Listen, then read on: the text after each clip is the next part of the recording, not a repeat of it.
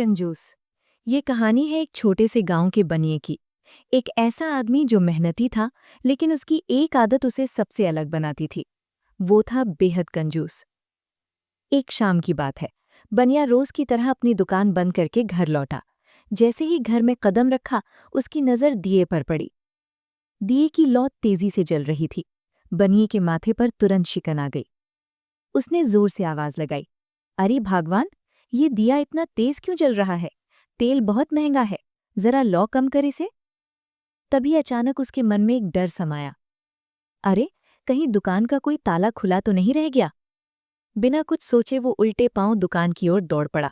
सांसें फूल गईं, दिल तेज धड़कने लगा।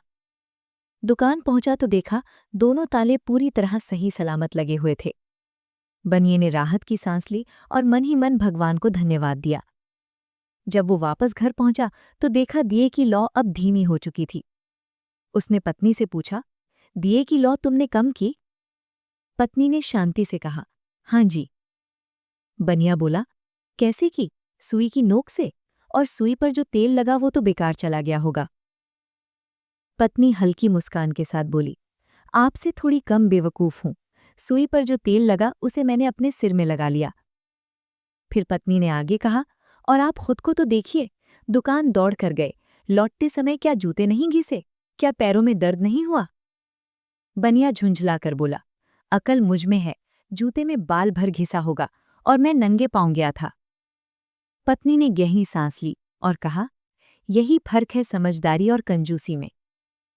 मितव्ययी वो होता है जो सोच समझकर खर्च करता है, जहां जरूरत हो वहां खर्च करता है।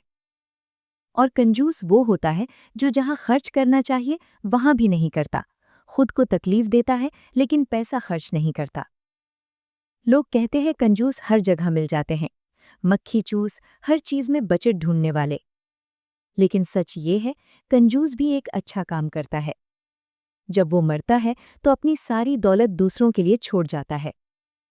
इस कहानी से हमें यही सीख मिलती है, पैसे को बचाना गलत नहीं है, लेकिन इंसानियत, समझदारी और सुकून से ऊपर पैसा नहीं होना चाहिए। सोचिए, कहीं हम भी जरूरत से ज्यादा कंजूस तो नहीं बन गए? कहीं बचत के चक्कर में जीवन का सुख तो नहीं खो रहे?